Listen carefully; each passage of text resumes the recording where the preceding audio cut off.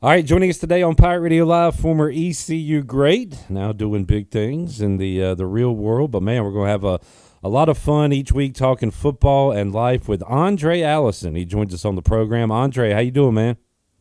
And I'm doing great. I'm great. Great spirits. Just really thrilled to have this opportunity to talk to the Pirate Nation and to also be doing some of the things I'm doing in business and in life. Yeah, we'll get to know all of that, but yeah, it'd be a lot of fun when the games are here, and we'll be recapping games, both ECU, college, NFL, whatever, with you. But we still got a few weeks to go before that, so some time to talk about your career here at East Carolina. And first of all, Aundrae, just kind of wondering, coming out of high school, going the route you went, the JUCO route, before you got here to ECU. Can you kind of tell us what that journey was like for you to finally get to East Carolina? Yes, the journey was well worth it. I think it prepared me and gave me a different type of maturity mentally whenever I stepped foot on campus. And that was because, my 2 years in JUCO, we were all so thirsty to become a Division One athlete, and just to have any type of possibility of getting a scholarship to play D1 football was just like something that we constantly talked about. So, and then some of the things in junior college that I was unable to enjoy was small things like having a cell phone, or we was on a real strict military schedule. Hmm. So I didn't have a lot of freedom. We had like, real intense study hall. And so, the freedom to come to a D1 school with those 2 years of like being able to understand the importance of time management and, dedication and devotion in a different realm, it just prepared me. When I stepped foot on ECU campus, I was like ready to go, and I had like very small room for like any type of error that could, derail me from getting to my next path, which I had set my sights on the pros. So it was just a great experience overall. It sucked when I was going through it, but it was well worth it. Yeah, that's awesome, man. And you get here and make a splash right away. We when I think Aundrae Allison, I think of the flip during the spring game, the leap into the end zone versus West Virginia, the Wolfpack sign. So there are some things you have become synonymous with, but it all got started with that flip in the spring game, right? And I think you might have got in a little trouble for that, maybe, but you became a household name here in Greenville right away. Yeah, for sure. I mean, it was just, having fun on the field. And, we during that time it was just one of those things to, like I said, to go back to the junior college days of the military environment and just seeing yourself possibly with an opportunity to put on a D1 jersey. That was like my flip was just to celebrate, that tough time of just Yeah. 2 years of being thirsty and knowing that I should have been a D1 athlete already, but I wasn't taking care of business in high school like I should have. But, just getting to do it eventually just led me to just celebrate like that. I would say that the Skip Holtz era overall, the first thing we think of is defense, and that's because after you left, we had C.J. Wilson, Jay Ross, Scotty Robinson, Linville Joseph, all those guys on the D line at least got a cup of coffee in the NFL. But you also got to throw in Chris Johnson. You also got to throw in the quarterback, who I say is the most underrated quarterback in ECU history, James Pinkney. Loved that guy. He took a beating, and man, he stood up every time and just had an amazing arm. And you guys, you and James did some magic together during your time here. We did. And I used to say that when I was playing in the pros, I used to always say, man, JP belongs in the league for sure. But no, he's tough. He was able to take, tough hits and get up like it was nothing, scramble, making, plays, had a really strong arm. He put me in a mind of like, honestly, I saw a lot of Geno Smith, like that type of feel, like as a quarterback. Like when I think about JP, I think about Geno Smith. And but yeah, we did. We made magic, man. We had a great, offense that was it's all about getting the ball in the hands and allowing my athletic ability to take over. And it was pretty much like a run play. They Right. throw it out there, and then I make something happen. But yeah, that was like the impetus to the whole spread offense. Because after that, a lot of receivers were able to also come down the pipeline and establish themselves as well. Man, we had a great run of receivers in the 90s, and then you come along. I still can't believe it. You say it on a promo here at Pirate Radio. I hear it at least once a week. You say, this is Aundrae Allison, first ECU receiver to catch for 1,000. You're listening to Pirate Radio.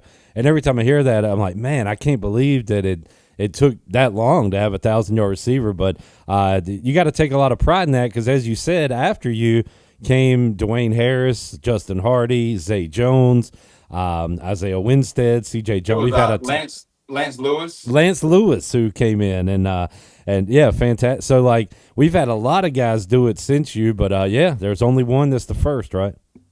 Yeah, for sure. And a fascinating backstory to that. I remember sitting in it might have been one of those lines to where like you're getting your schedule and everything, figured out or whatever, and I'm talking to someone I had just met. Actually, it was Bree Berkowitz, who's now I think Okay.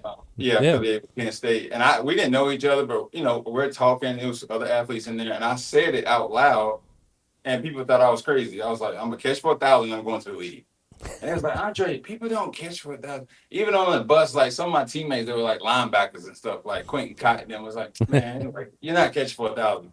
So, it's just one of them things. I've always had that spirit to kind of like, I would say something that would be like really extreme, but the good part about doing things like that is like you're almost like holding yourself accountable because you don't want to be called out by people who heard you like set a high bar or a high goal. So that's the first thing that comes to mind, that little backstory. But then just thinking about all the great players throughout the history of ECU, and you got those great quarterbacks in the past, like the Blakes and things like that. It's like, wow, like it does really stick out, to think that a person will come in later, like 2005 and 6, to be the first to catch for 1,000. I guess you got to believe in yourself before anybody else can believe in you, right? So you got to be delusional for sure. You got to be a little okay. There's the lesson for everybody today. The one lesson from this chat: be a little delusional in yourself. It'll take you somewhere. You mentioned Bree Berkowitz back in the area. She is getting married to ECU head baseball coach Cliff Godwin later this year. So there's a story for you. Yeah, that was exciting to see, man. I love that, keeping everything in the purple and gold. Yes, sir. Yes, sir. So, Aundrae, you spend your time here at ECU, and you've got that goal the whole time to make it to the NFL. Let's talk about that chapter with the Vikings and beyond college football. Yeah. So, I mean, it went by like a blur, honestly. Once I got to the pros, things just sped up and was going a lot faster than college. But I enjoyed my time in the pros. It taught me a lot.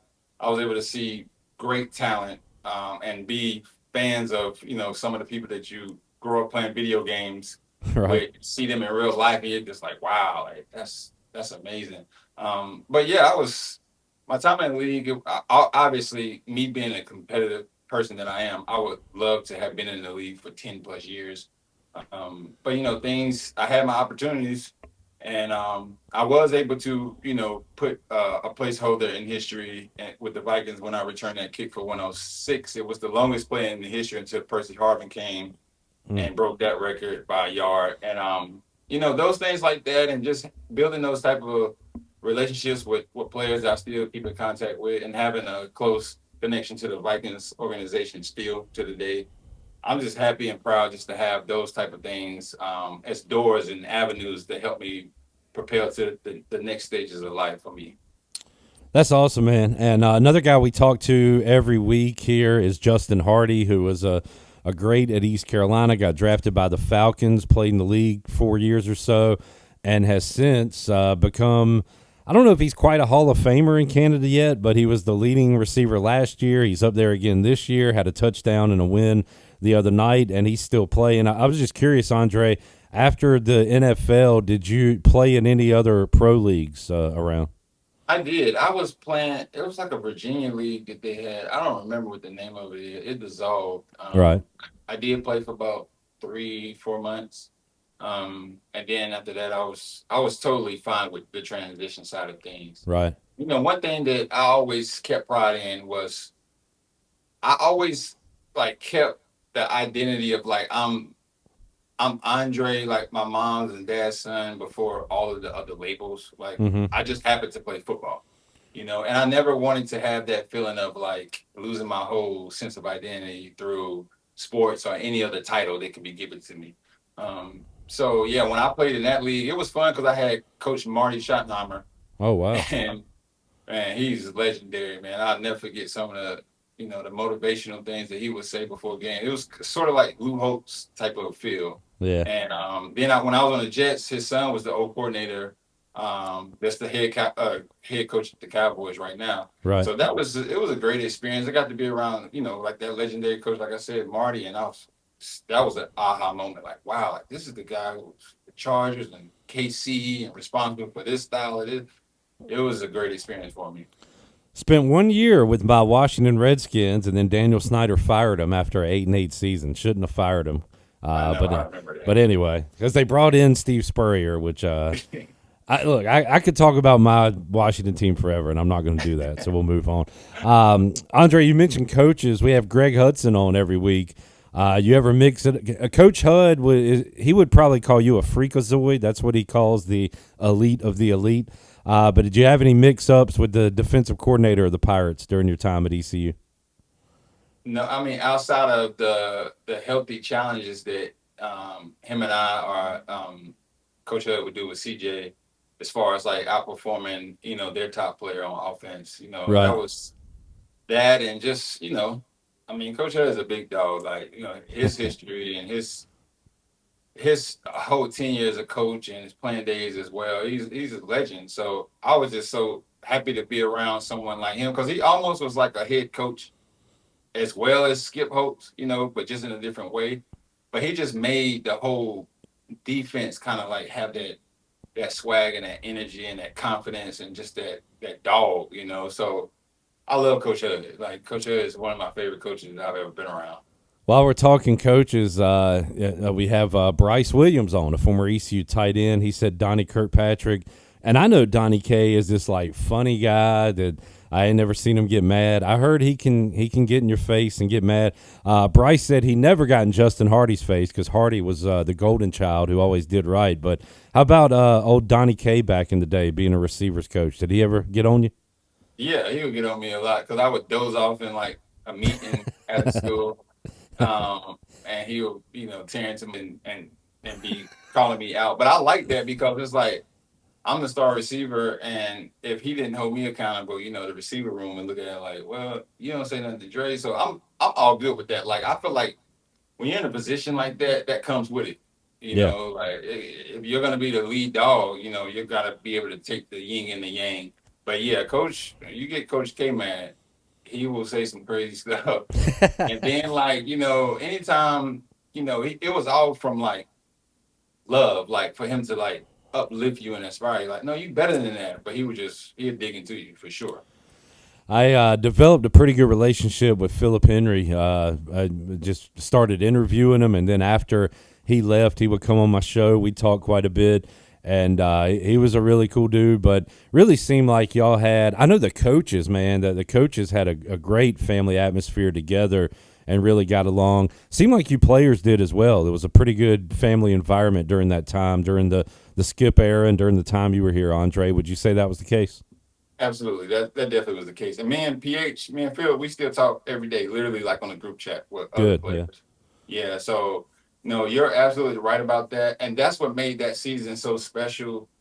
Just coming like from the true underdog season before, not a lot of, expectations, and then us gelling together, just the hardships of how we practice and bringing us together. Like, we used to have those knee things on, like, so when you have like those challenging moments, you grow closer together because y'all are all going through, you know, all of the war stories and stuff together.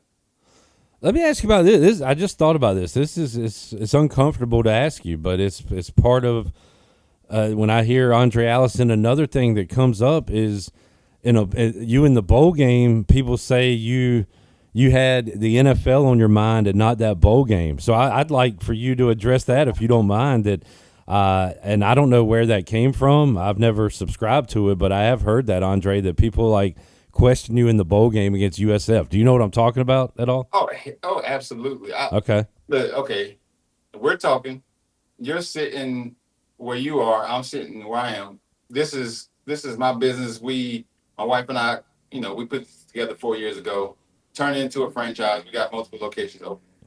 So it's safe to say that I was thinking as a businessman, but just ironically, then it was not something that you should do. But as you fast forward to where we are now, players don't even want to play in the bowl game unless it's the natty. If it's not those top tier bowls, they don't want to play. And 100%. college football and all the coaching staff, everybody across the country. Oh yeah, okay, that's fine. So what was in my thought process, and I have zero regrets about, is I came from a poor family, right? And I get to the position, like I told you, I got there. I said, I'm gonna catch 1,000. I'm going to the league. Now, the last game of the year in the second half, I had an MCL sprain. I could have left and went to the league. Coach Holtz, we talked. Coach Patrick, we talked. Like, okay, come back for your senior year. Cool. Now, I'm making business decisions at this point because whether or not it's aligned with ECU, I still have my family, in which that's the only reason why I'm doing what I'm doing. Right. So yes, I definitely checked out, and would I have done it differently? Eh, May have, but I still don't have any regrets about the way that it played out because that's just how the universe is. It's like the thing that you think is the worst for you sometimes is the best. So yeah, I slid in the draft. Cool, lost out on some dollars, but I made a business decision, and not only was I the first to catch 1,000 ECU, I was the first to make business decisions and not play up the bar or play in a bowl game to risk the whole element of possibly getting injured and not even getting the opportunity to play in your dream league. So I don't. It Man, is what it is. That's just one of the things. dude, amazing answer, and you're right. When you're kind of the first to do something, it's a little radical. But now you're right.